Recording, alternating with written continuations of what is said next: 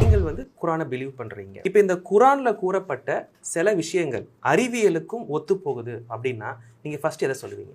குரான்ல நிறைய வேர்சஸ் இருக்கு. குரான் வந்து என்ன சொல்றோம் அப்படின்னா the words of God, கடவுளுடைய வார்த்தைகள் அப்படின்னு சொல்லிட்டு அது வசனங்களா இருக்கும். புத்தகம்னு எடுத்த வசனங்கள் இருக்கும்ல, அந்த வசனங்களுக்கு அரபியில ஒரு பேர் இருக்கு. என்ன அப்படின்னா ஆயா அப்படின்னு சொல்லுவாங்க, ஆயத் அப்படின்னு சொல்லுவாங்க. அந்த ஆயத்னா என்ன அப்படின்னா சயின்ஸ், அடையாளங்கள் அர்த்தம். SIGN science. ஸோ அந்த அடையாளங்கள். இன்னொரு பேர் வந்து மிராக்கிள்ஸ் அப்படின்னு சொல்லுவோம். அந்த ஒவ்வொரு வசனமே ஒரு அடையாளம், ஒரு அதிசயம்.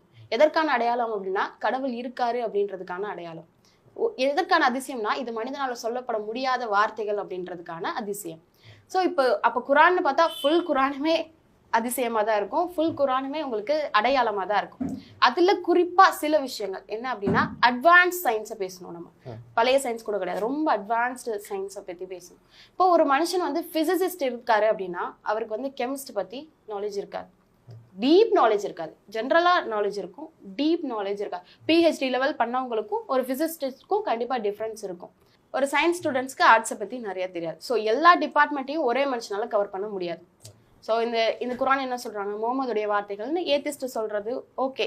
அப்படி சொன்னாங்க அப்படின்னா, அப்படி முகமதுடைய வார்த்தைகளாக இருந்ததுன்னா, ஸல்லல்லாஹு அலைஹி வஸல்லம் வார்த்தைகளாக இருந்தது அப்படின்னா ஒரு மனுஷனே எல்லா டிபார்ட்மெண்ட்டை பற்றி பேசியிருக்க முடியாது. ஸோ இப்போ நம்ம வந்து ஒரு 5 டிபார்ட்மெண்ட்டை பற்றி பேசலாம்.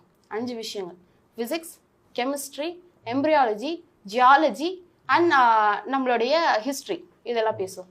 ஃபிசிக்ஸ் தெரிஞ்சவங்களுக்கு கெமிஸ்ட்ரி தெரியாதுன்னு சொன்னோமா? ஃபிசிக்ஸில் பிக் பேங் தியரி எப்போ கண்டுபிடிக்கப்பட்டது? 1930களில். அப்போ தான் வந்து பிக் பேங் தியரியை ஃபிசிசிஸ்ட் கண்டுபிடிக்கிறாங்க. என்னன்னா இந்த பூமி, இந்த யூனிவர்ஸ் எல்லாமே ஆட்டோமேட்டிக்காக இருந்தது கிடையாது. சம் பிக் பேங் ஒரு பெரிய வெடிப்பு உருவாகி எல்லா கோள்களும் உருவானது அப்படின்னு குரான்ல இந்த வசனம் இருக்கு. 21வது அத்தியாயம் 30வது வசனத்துல என்ன சொல்றோம் அப்படின்னா, வானம், பூமி, இரவு, பகல் எல்லாமே ஒன்றோடு ஒன்று இணைந்திருந்தது. அதை அல்லாஹ் தான் பிரிச்சான் அப்படின்றத நீங்க பார்க்கவில்லையா அப்படின்ற கொஸ்டின் வருது.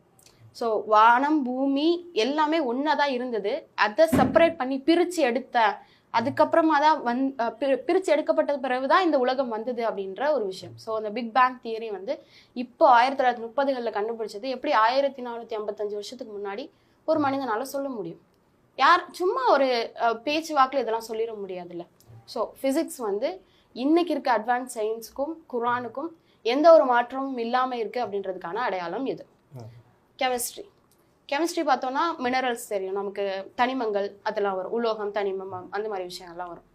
ஸோ 1923 சம்திங், 23 to 25 என்ன கண்டுபிடிக்கிறாங்க அப்படின்னா, இந்த இரும்பு தனிமத்தை நம்மளால உருவாக்கவே முடியாது. ஒரு இரும்பு ஃபெரஸ் அப்படின்ற ஒரு அயன் உருவாகணும் அப்படின்னா அதுக்கு தேவைப்படக்கூடிய ஏற்புடைய கொள்நிலை எவ்வளவு இருக்கணும் அப்படின்னா 100 மில்லியன் டிகிரிஸை விட அதிகமா இருக்கணும் ஒரு இரும்பு தனிமத்தை உருவாக்குறதுக்கு. அப்போ என்ன சயின்டிஸ்ட்லாம் ஃபைண்ட் பண்றாங்க அப்படின்னா, இது எங்கோ ஸ்பேஸ்ல இருந்து வந்திருக்கு, ஸ்பேஸ்ல இருந்து இந்த உலகத்துக்கு இரும்பு வந்திருக்கு அப்படின்னு. குரான்ல அந்த வசனம் இருக்கு.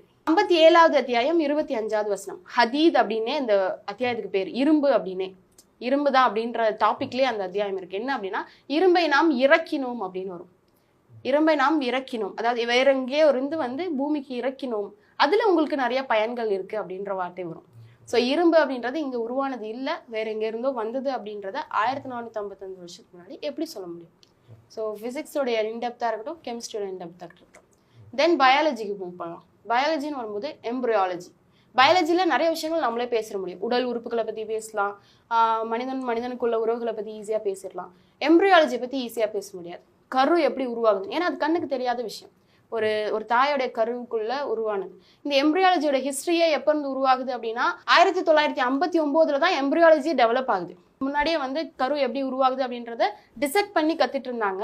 அதுக்கப்புறம் ஸ்கேனிங் சிஸ்டம்லாம் வரும்போது எப்படி வந்து கரு உருவாகுது அப்படின்றத கண்டுபிடிச்சாங்க.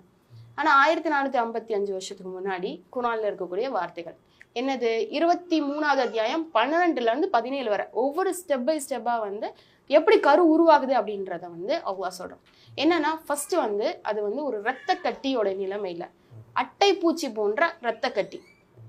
அட்டைப்பூச்சி எப்படி இருக்கும்னு நமக்கு தெரியல, அது மாதிரி ஒட்டிட்டு இருக்கக்கூடிய இந்த மாதிரி இவ்வளோ இன்டீட்டெயில்டா எப்படி சொல்லுங்க, ஒரு கருல ஊம்புல அதோடைய ஃபர்டிலைஸ்டான ஒரு ஓவம் எப்படி இருக்கும் அப்படின்னா ஒரு அட்டைப்பூச்சி மாதிரி ஒட்டிட்டு இருக்கும் அப்படின்றது வந்து இன்னைக்கு இருக்க சயின்ஸ்ல நம்ம ஸ்கேன் ரிப்போர்ட்லயே நம்ம பார்த்தோம் அப்படின்னா தெரியும்.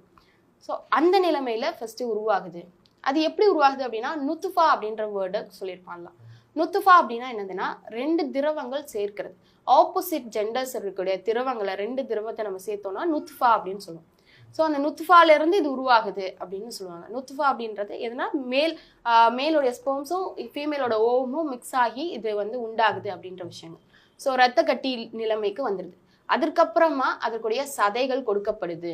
உருவான அந்த ரத்த கட்டியோடைய நிலை சதைகள் தான் ஃபர்ஸ்ட் வரும். அதாவது உறுப்புகள் உருவாகுது அப்படின்னு. இன்னைக்கு சயின்ஸ்ல பாத்தீங்க அப்படின்னாலும் எலும்புகள் உருவாகல, எதுவுமே உருவாகல. ஃபர்ஸ்ட் உருவாகக்கூடியது ஆர்கன்ஸ் தான். அது ஆர்கன்ஸ். ஹார்ட் தான் ஃபர்ஸ்ட் ஃபுல்லா கம்ப்ளீட்டா டெவலப் ஆகும். ஹார்ட் பீட் தான் வர ஆரம்பிக்கும். அதுக்கப்புறமா தான் ஒவ்வொரு ஆர்கன்ஸ் அண்ட் அடுத்தடுத்த எலும்புகளும் தசைகளும் உருவாகும். அதுக்கு அடுத்த நிலையில தான் அடுத்து சொல்றோம், அதற்கு எலும்புகளை நாம் அமர்த்தினோம், அதற்கப்புறம் அது மேல தசைகளை அனுப்பினோம், அது கடைசியில வந்து ஒரு மனித உருவமா உருவாச்சு அப்படின்னு. ஸோ இந்த எம்ப்ரியாலஜியோட அந்த ஸ்டேஜஸை பார்க்கும்போது இந்த எம்ப்ரியாலஜியோட சயின்டிஸ்ட் அதை டெவலப் பண்றவங்களே இதை வந்து அக்செப்ட் பண்ணிக்கிறாங்க. இதை ஒரு மனுஷனால சொல்ல முடியாது. இது 1450 வருஷத்துக்கு மேலே மேபி அவருக்கு அவ்வளோ அறிவு இருந்திருக்கலாம், அவர் வந்து ஏதாவது ஒரு சூப்பர் நேச்சுரல் பவர் இருக்கலாம் அப்படின்ற மாதிரி சொல்றாங்க. நாங்கள் சூப்பர் நேச்சுரல் பவர் இல்லைங்க, காடோட வார்த்தை அப்படின்னு சொல்றோம். ஓகேவா? ஸோ அடுத்து ஜியாலஜி. இதெல்லாம் வந்து சயின்ஸ் பேசுறோம். ஜியாலஜி இதெல்லாம் கூட யோசிச்சு எழுதிருக்கலாம். உலகத்துல இருக்கக்கூடிய விஷயத்த எப்படி யோசிச்சு நம்மளா ஒரு கற்பனையில எழுத முடியாது தானே. கடலுக்கு நடுவுல ஒரு தண்ணி இருக்கு. நம்ம தண்ணியோட நேச்சர் தெரியும். ஒரு உப்பு தண்ணியும் நல்ல தண்ணியும் கலந்தீங்கன்னா என்ன ஆகும்? உப்பாயிரும். ஆமா, ஆட்டோமேட்டிக்கா அது உப்பாயிரும். அது ஹை கான்சென்ட்ரேட்டட் உப்புல இருக்கக்கூடிய தண்ணியை நார்மல் ட்ரிங்கிங் வாட்டர்ல கலந்தோம்னா கம்ப்ளீட்டா அது உப்பாயிரும். ஸோ அதை பிரிக்கக்கூடிய நேச்சர் கிடையாது. வாட்டர் மாலிகுல்ஸ்க்கு அந்த நேச்சர் இருக்கு. அந்த H2O ஒவ்வொன்றையும் அட்ராக்ட் பண்ணக்கூடிய நேச்சர் இருக்கு. ஸோ அப்படி இருக்கக்கூடிய நேரத்துல கடலுக்கு நடுவுல ஒரு பகுதி இருக்கு. அந்த பகுதி இனிப்பா இருக்கும், இனிப்பான குடிநீரா இருக்கும், கடலுக்கு உள்ள இருக்கும். இன்னொரு பகுதி உப்பா இருக்கும் அப்படின்னு குர்ஆன்ல வசனம் வருது. அந்த கடல் எங்க இருக்குன்னா பெனிசுலால டூலம் அப்படின்ற இடத்துல இருக்கு. ஒரு மெக்சிகோல இருந்து 15 கிலோமீட்டர் தாண்டி கடலுக்குள்ள போகும்போது 150 அடி ஆழத்துக்கு கீழே, கடலுடைய 150 அடி ஆழத்துக்கு கீழே ஒரு ரிவர் ஓடுதான். நல்ல தண்ணியில இருக்கக்கூடிய ரிவர். அதை அந்த குர்ஆன்ல அல்லாஹ் சொல்லியிருக்கான், இந்த மாதிரி அதை பிரிக்கக்கூடிய ஒரு திரையை நாம் அமைச்சிருக்கோம் அப்படின்னு. நல்ல தண்ணியாவே இருக்கும், நீங்க குடிக்கிற மாதிரியே இருக்கும், உப்பு தண்ணி இருக்கும், அது ஒன்றோடு ஒன்று கலக்காது அப்படின்னு குர்ஆன்ல அல்லாஹ் சொல்றான். 25வது அத்தியாயம் 53வது வசனத்துல. ஸோ இதெல்லாம் பார்த்துட்டு இன்னமும் வந்து இது வந்து யாராவது கற்பனை பண்ணியிருப்பாங்க அப்படின்னா இது மாதிரி நிறைய அடையாளங்கள் இருக்கு. குர்ஆன் முழுக்க இந்த மாதிரி அடையாளங்கள் இருக்கு.